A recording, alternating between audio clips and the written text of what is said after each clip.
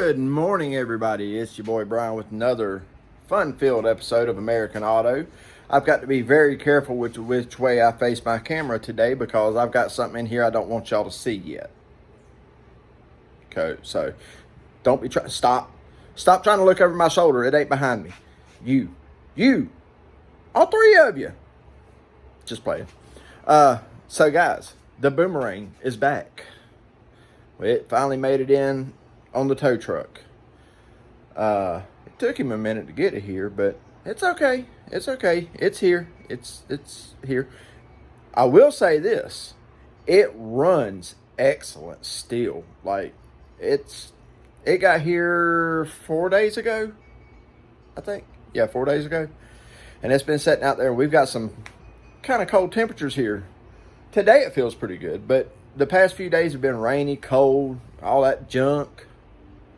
And I went out there, and except for the dead batteries, which is why that one is on charge again, he may need to get new batteries. But aside from that, from the batteries being dead, I put the other battery in it and the jump box on it, heated the glow plugs up twice, hit the key in it, spun over a few times, fired right up, pulled up here perfect. So the fuel pump is still working perfect.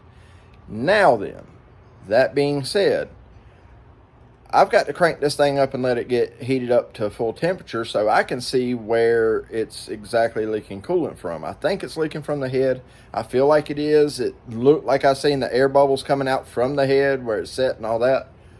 But I mean, that's could be the way. But before I can do that, I've got to fix that air compressor that's on it because guess what? The bolt's backed out. The number one reason of what we were talking about. And for those of you who don't know or don't remember, I'll show you. Hang tight for 1 second as we get started. So for those of you who don't know, this is the boomerang truck. Okay, it is a dump truck. It is a 6.0 Power Stroke. And we had to already fix the fuel system on it. They sold him an engine saying that the engine was blown. And then once they got the new engine in, kept having problems with it. Not running, or it'd lose power or whatever. And they sent the truck out like this, guys. They sent the truck out to the customer like this. And never once, they told him it needed injectors. The injectors was the problem. And they told him it needed, oh my God, a whole array of crap. But I think he was $15,000 or $18,000 in on this project so far, and still don't get to drive his truck. And it's here because I have to go back over and touch everything. Now, when it came in, that clamp was loose on both ends, this end and the far end. The whole entire intake line that goes across there, every hose clamp was loose on it. The EGR valve, which is down in there, was completely stripped out on one side. I had to put a new bolt in it. This was loose down on the bottom side, the charge pipe. So, yeah, there's that. The fuel shutoff right here, the fuel pump shutoff right here was just taped up and laid over inside the hole. I mean, I put a bolt in it with a nut on the other side and bolted it down like this. So, I mean, it's not the best I can do. I could obviously do better, but for the sake of getting this truck running and getting it back working at this moment, we just need to go through and make sure it's not going to fall apart or catch on fire, okay? Which means now I need to go front to back on everything that could have been touched: motor mounts, transmission, bell housing, bolts, injectors, everything that can be touched, and I need to check it, which is what we're doing here now. I kept hearing a jingle, jingle, jingle, jingle, jingle. I'm gonna hold it right here and let you look at the picture and see if you can spot the problem before I identify it for you. Can you see it, where the issue is? So if you look right there, that's the shoulder bolt hanging out of what I believe is the AC compressor, even though this truck don't have AC. Now, it doesn't matter about the AC compressor falling off, except it does, because there's a belt that goes around that And if the AC compressor is not bolted down and is walking off, and guess what? The belt's gonna walk off. So, yada, yada, yada. So here we are yet again, another episode of fixing somebody else's screw-ups. All right, guys, so getting some stuff moved out of the way here to where I can work on this. And yeah, we're crawling up under the truck because I want to show y'all the bottom side. Now, we knew the top was loose. I showed y'all that, right? But then we had to move the positive cable. And I want you to look. There's the bottom bolt to the AC compressor. I have not touched it. Have not touched it, but there's the bottom bolt. So that's the bottom, and the top is right above it on the other side. And as far as I can tell, that's the only two bolts. No, there's a shoulder bolt back there behind it too. God only knows if it's even in there because I can't see it. But here, let me turn this and see if we can see it that way. Yeah, I don't see a bolt back there, which means, yep. Okay, there's that groove right on the other side of that black line there. So that bolt is completely missing. Yeah. Also, and I'm sorry it's shaky down here, guys, but also I want to show you something else. Again, I have not touched it. This I just found accidentally. If I find a place to stick my light. Check this out. See a problem with that? Anybody see a problem with that? How about this? Let me, I mean, God, guys, this is ridiculous. This is absolutely ridiculous. Look, that's going to be rubbing the bottom coolant line. That shouldn't be like that. You shouldn't be rubbing the bottom coolant line every time you turn your wheel. Oh boy, oh boy, oh boy. Check the motor mounts back here. Those are probably loose on both sides. Let me see. Let's see up there. I see oil dripping from somewhere. I'll find that and clean it up. Figure out what we got going on there.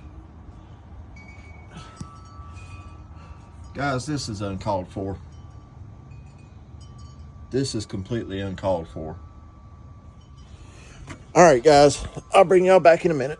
All right, guys. So, without pulling this engine completely out, I managed to get the two bottom bolts in. The top one's got a bolt broke off in it, and there was another one on the back, so we got three in there, all with red Loctite. So that's not coming back out. Now, while I was at it, let me spin y'all around here. While I was at it, I went ahead and started checking the manifolds. They could use a little snugging, okay? But let's work our way back.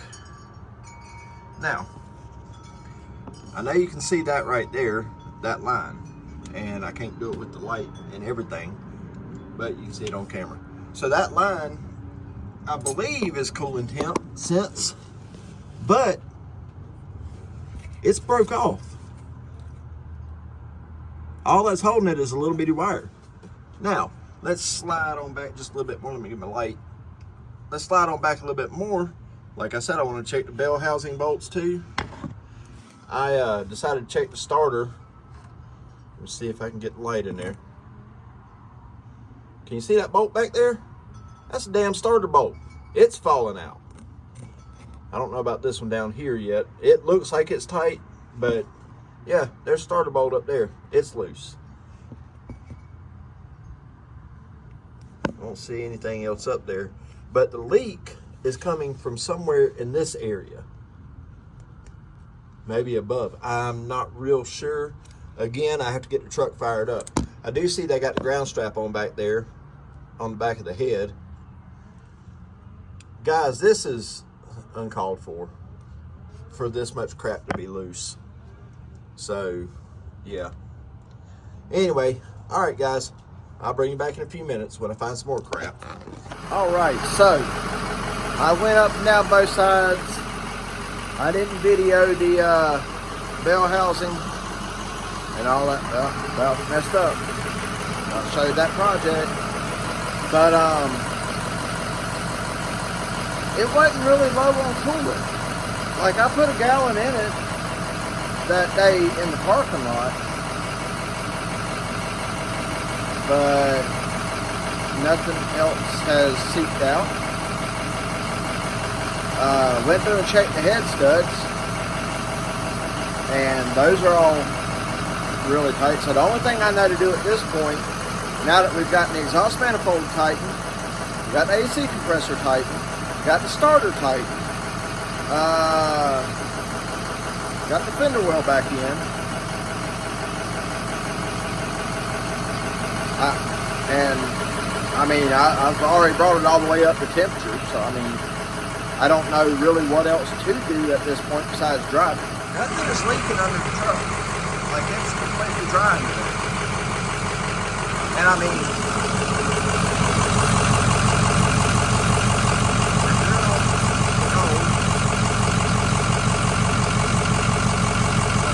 another belt falling off now. Like I said, I've got it up to temperature. I've got it up to operating temperature. Transmission's up to temperature. It's running like a top. So I don't really know where to go from here. So I don't know. I guess I'll move some tools out of the way, back it out, and take it up down the driveway a few times, see if I can make it start leaking or something. I don't know. But I'm kind of wondering, was it something different? Was it maybe overflowing and leaking that way? I don't really know. All right, ladies and gentlemen. So now we've got the truck moved out here to the far end of the property, and the reason being is because me and the owner took it for a test drive. I got everything tightened up on it, got the fender skirts back in, truck runs great, and we finally found where the leak was coming from. You'll be interested to know it was not a head gasket. However, the purpose of going through the truck was to go over all the loose nuts and bolts and all the stuff that you guys seen. So it was not a wasted point after all, and some of the bell housing bolts were a little loose. Y'all seen the starter about to fall out. You seen the AC compressor coming off of it. Driver's side manifold had 3 loose bolts on it. Anyway, all that's all tightened up.